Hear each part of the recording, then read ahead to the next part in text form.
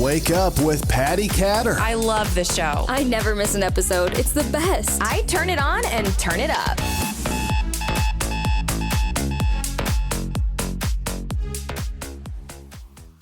You're listening to and watching Wake Up with Patti Katter, and I am your host, Patti Katter.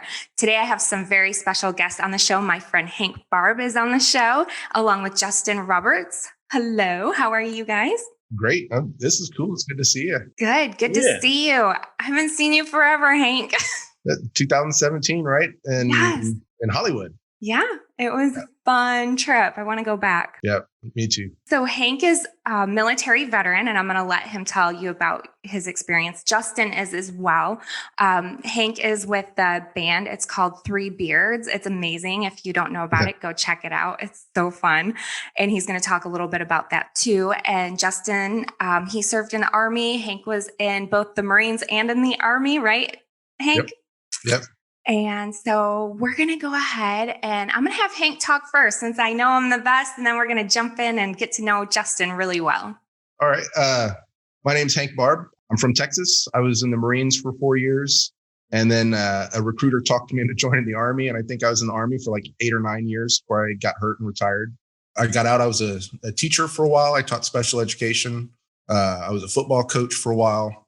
And one day I had a PTS incident. I attempted to hurt myself and put myself in a coma for about 4 days. When I woke up, the VA sent someone to come stay with me. And she started taking me out to open mics and things like that. And once I started playing music, I found out that people were stuck listening to me when I started playing, like they couldn't interrupt me or negate my feelings. And then I found out that other people kind of felt the same way and a lot of people could relate. And I think it was just like less than 2 months, I was on a record label and actually going to the studio and recording this stuff. And so I stopped teaching and coaching. I teamed up and did some stuff with the Vetties, Saul Ravandi. We did an inaugural event in DC the year that I met you. And that's when I met Justin. And me and Justin just had a whole lot in common. He was a chaplain. I was a medic. And we kind of started leaning on each other for like emotional stability and, we're checking in with each other, accountability and stuff. And we came up with this cool idea called Do Good. And I'll let Justin tell you about that. Mm-hmm. And real quick, I want to interrupt you because some of my listeners might not know what PTS is. So PTS is post-traumatic stress. Yeah, I was a medic when I was in the military, in the Army. I wasn't in the Marines. Marines don't have medics. I was an air traffic controller. But, when I was in Iraq, I was a flight medic.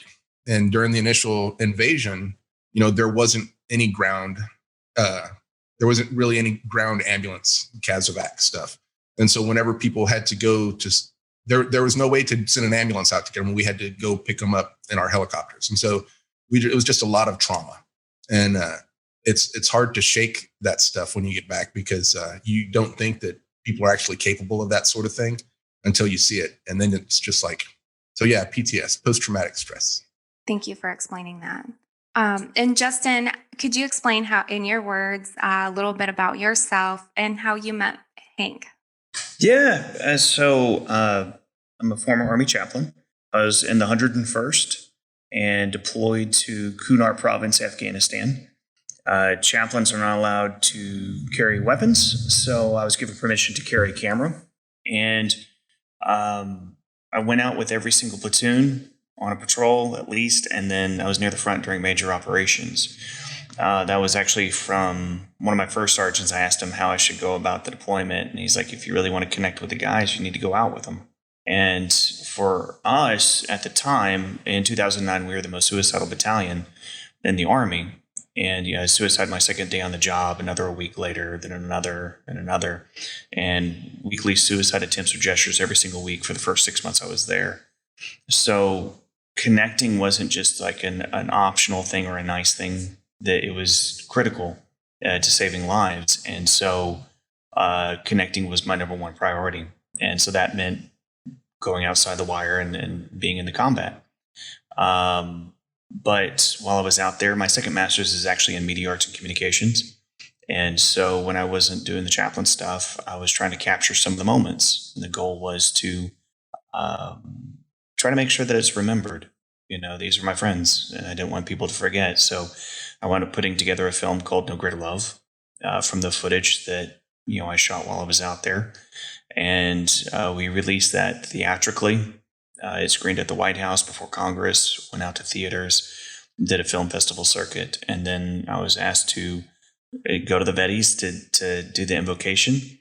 And that's where I met my buddy Hank. And after hearing his backstory, there was so much stuff that we had in common. We're two guys from Texas. We both were caregivers on the battlefield, taking care of people. And both of us were struggling with PTS. So we set up to do a morning call. I mean, just after we kind of got to know each other, it was easy. It's like, because, we just sit, we chat. How you doing? How are things going? What are you working on? And then after a while, it just shooting the bull. And it's just like, after a while, we were just like, well, we have the best moments in our life was when we were helping people. And that's really how we're built, what we're called to do. But how do we use our current passion and talents to do that? Me with film and him with music. And so I came down to Texas, brought my wife and kids, and just over several cups of coffee, just talking, we came up with the idea for Do Good, which is just simply a YouTube series focused on the people who are doing good and then donating the monetization of views from the channel to those people or their organization. But it was like right after we came up with that concept, I found out that Hurricane Laura was headed to my home in Lake Charles, Louisiana. So we had to pack up the wife and kids and jet down so we could pack up our house and then get them out of there, get all of our belongings, get the house boarded up, and then get our belongings. But I called Hank and we decided that at first we were going to do the first season focused on veteran issues, but then we decided to go ahead and do the first season focused on disaster relief. And then he came down here to Louisiana and we started filming. For 6 weeks. We were there for 6 weeks without, we were having to drive 2 hours just to go someplace where we could get internet. There's no water. Then we go back. No electricity. Yeah. No internet. Felt like a deployment. Yeah. We've done that. I was just thinking that. And it brought up a question in my mind of when you guys were kids, were you finding yourself helping other people when you were younger too? Or what was the pivotal turning point for each of you? I was a rowdy kid. In fact, I can tell you the reason I even joined the military was because I got in a fight in high school. And my dad took me to the recruiter's office in another city and dropped me off and said, you can take him home after he signs up, and left. And that's how I ended up in the Army. And then I got into it and I was like, hey, this is pretty easy. You just do what people tell you to do. You scream when the drill instructor or drill sergeant tells you to scream. And this is easy. Yeah, and you sure have a set of vocal cords to do that screaming. One of the drill instructors told me one time, you're going to give yourself a hernia. And I was like, and I did. It was great. Well, Justin, what about you? I kind of came from a different angle. Like my dad was a drug dealer, and it was kind of like a rough background. So I just went the opposite direction to it and started riding my bike to church when I was 13. And I just kind of went into that route at an early age. So it was working in ministry. And my mom was a nurse though, so I'd do hospital visits and stuff like that at an early age too. So I think so. Mm-hmm. Yeah, definitely. It's really interesting to hear how each person ends up joining the military. It's either kind of like Hank's story or like yours, Justin. Mine was my grandfather served in 3 wars. Wow. World War II, the end of World War II, Korea, and then the beginning of Vietnam. And he was the only strong male role model I had in my life. Mm. So I knew from an early age I wanted to go in the military. I just didn't know how that would combine with ministry until I heard about the chaplain corps. Then I was like, okay, that's my route. Mm-hmm. Wow. I kind of want to interview each of you separately too on another show. So I'll talk about that after the show. We'll get that rearranged or arranged, I should say. So Hank, What was your hardest trial that you can think of in your entire life? It doesn't have to be, or one of your hardest trials, because I think we all go through these crazy hard trials. But what's one hard thing that you've been through in life, and how did you overcome that trial, or are you still working on that? I'd have to say when I got divorced. There's it was a big mess. There was it was at the time when the VA was still trying to figure out mental health drugs and things like that. And it was one of those deals that I knew something bad was going to happen. And so I wanted them to be gone from me. You know what I mean? Mm-hmm. But fortunately, and we ended up ending the marriage. And that was when I hurt myself. But that was the hardest thing that I've ever done. And it's harder looking back at it because I know that it was it wasn't really me. You know what I mean? But I have a great relationship with her. My oldest just graduated from high school. My youngest is awesome. I talk to her. Her family still treats me like I'm part of their family. Like we have a great relationship, and I think the way that I got over that was just by not staying looking at the bad stuff, plus staying active. Chappie has more faith in me than I have in myself. And I'm really lucky because he keeps me busy and he keeps me motivated. He gives me friendship and a mission again, and that to me, I think is the biggest thing that helped me was just finding the right friendship and then the right mission. There's this thing called ikigai. I don't know if you've ever heard of it. It's this Japanese saying, you make a list of all the things that you like to do or love to do. Then you make a list of the things that the world needs, and then things that you can make money doing. Mm-hmm. And if you find something that's on all three of those, then that's what you're supposed to be doing.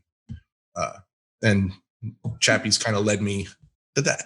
That's pretty neat. I've never heard of that. But I didn't come up with it. I just try to hang out with people cooler than myself. It raises my cool level. He's pretty cool. He's pretty cool. You seem pretty cool. I wouldn't tell you I want you back on my show again if you weren't cool. Wait until you get to know me. If you're a friend of Hank, you're definitely a friend of mine. I'm kind of like the coffee shop nerd who likes to play chess, and it's just kind of how I roll. But this has been a friendship that has helped both of us because, both of us kind of met each other when we were still like working on some stuff. And for me, whenever I got out, I went through severe depression and I was really struggling. And I was struggling when I was still in the military too. But when I got out, it just got 10 times worse. And that went on for several years. And I didn't really see a road out of it. But whenever we started chatting, things started getting a lot better because I can he knows exactly where I'm coming from. There's not much I can say that he hasn't been there, experienced that, knows what it's like and can relate with it, both, on and off the battlefield type stuff. So that immediately it's like a pressure relief valve, just being understood. Yeah. And so just having that morning call, but also having kind of that person that I can say something to and he already gets it, helped me tremendously. And just doing that consistently, as I've had 100% improvement, just from that. So yeah. What was one of for 2 years? Yeah, I guess so. Yeah, just about every day. Yeah. What was weird though, as I was thinking about it, is like my grandfather used to go out to this coffee shop, and he was a veteran, and every morning he'd go out to this coffee shop with a bunch of other veterans and talk. And I just remember like, oh man, they're just telling tall war stories, just an old guy thing. I didn't quite get it when I was younger, but now I get it. Yeah.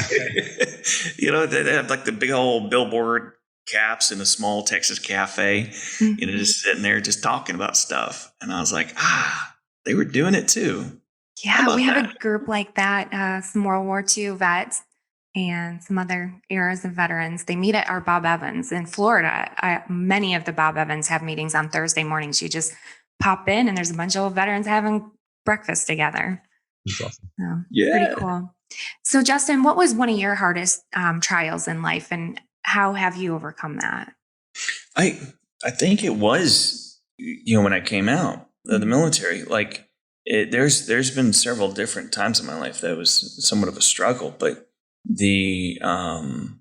for me, after when I was 13, my father attempted suicide. He had done it multiple times before, but this one had permanently brain damaged himself and put him into a coma for a period of time. We didn't know if he was going to live.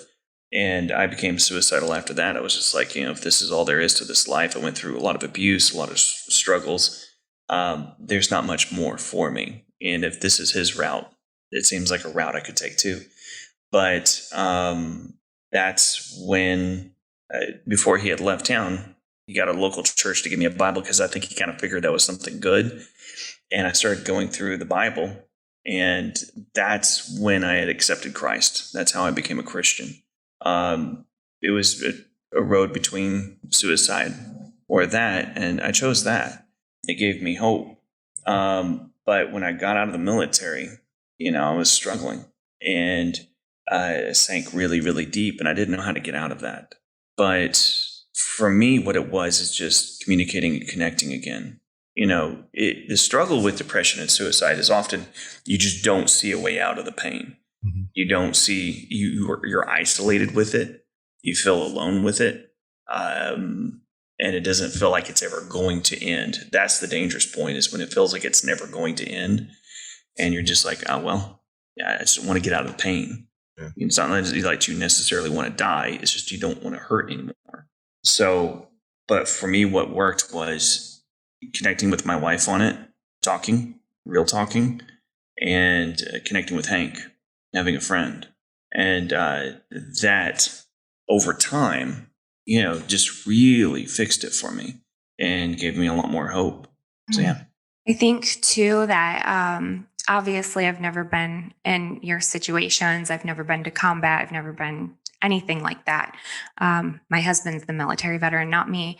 But I have had a lot of struggles too. I lost my first friend at 15 years old, and it kind of just snowballed from there. My dad ended up taking his life in 2015. My mom died 7 months prior. It's been a crazy ride for me, I guess.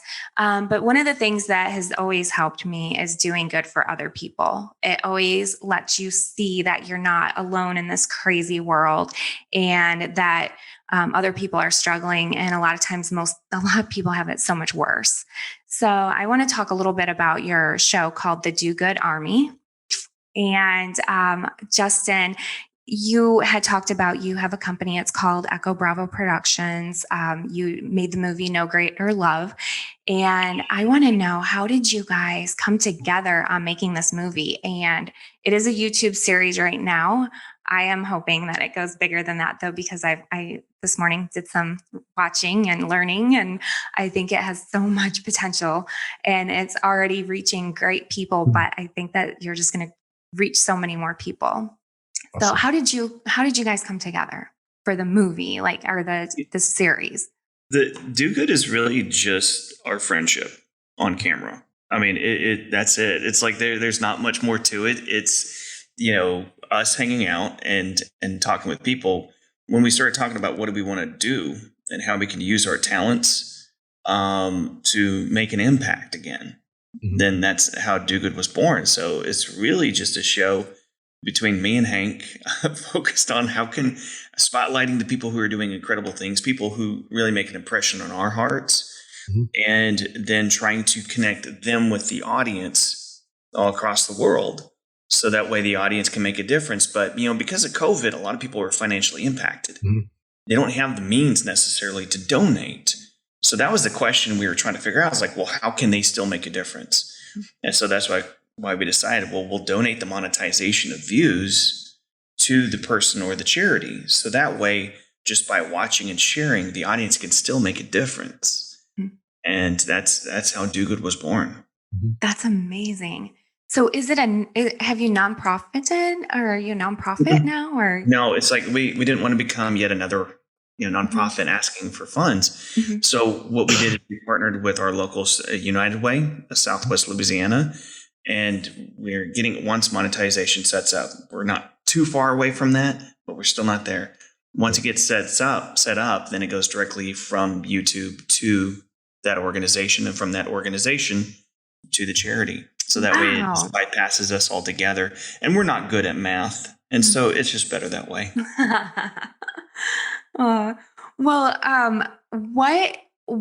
What's next for both of you? Man, I can tell you, we're going to the studio. The band is going back to the studio on the 5th. Things are looking really good. We just got a new manager and getting ready to put out a new record, and still having that be a part of Do Good too. It's basically, me and Justin, we daydream about stuff all day, and every once in a while we're like, hey, we could do that. And so we make it happen. Yeah, it's where I'm continuing to make films. He's continuing to make music. And then we will have 8 more episodes about this disaster, releasing. We've already shot an episode that's going to be into our next season that is going to be focused on military and veteran issues. But our objective is to continue growing the Do Good Army.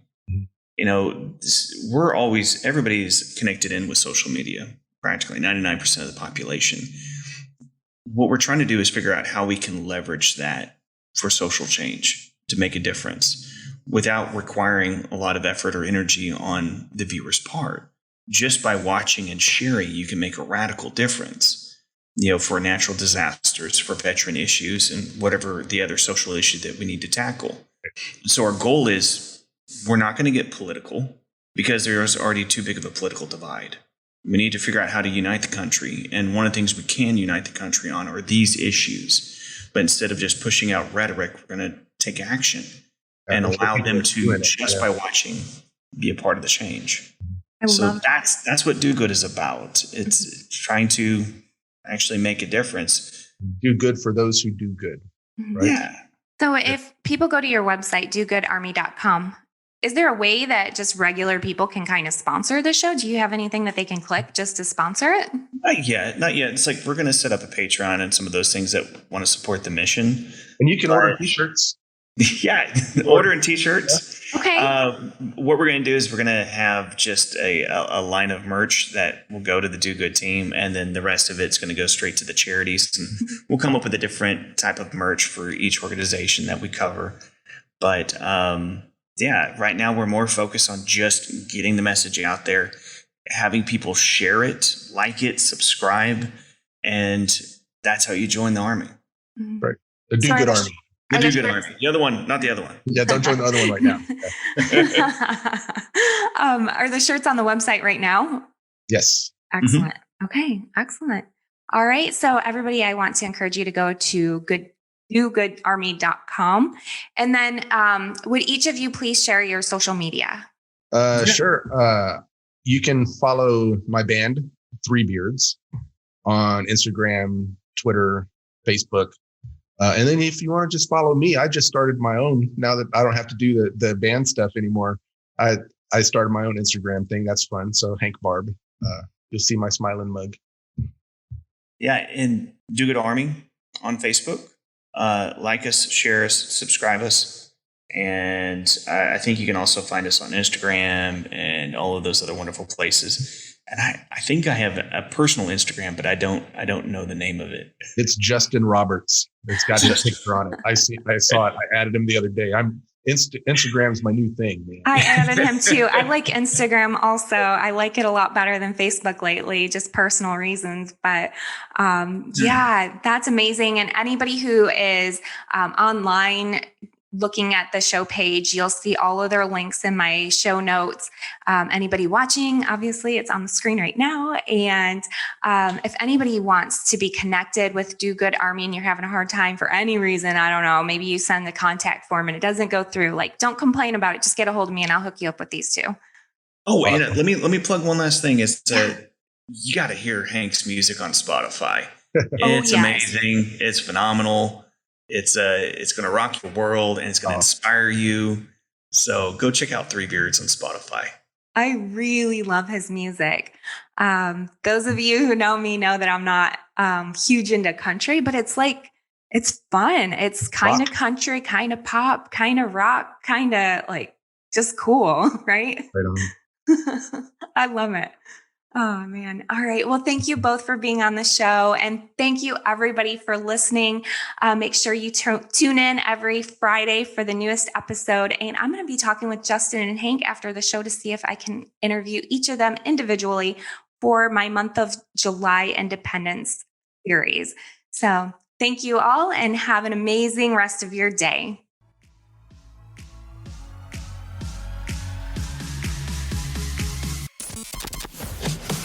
Thank you for listening to Wake Up with Patti Katter. Thank you. Thank you. Thank you, thank you, thank you for all you do. Follow Patti at Patti Katter on Facebook and Instagram. Get social. You can now watch Wake Up with Patti Katter on Amazon TV and Roku. It's the only podcast I listen to. Be sure to check out Patti's apparel line, The Patriotic Mermaid, at thepatrioticmermaid.com and on social media at The Patriotic Mermaid. I love it.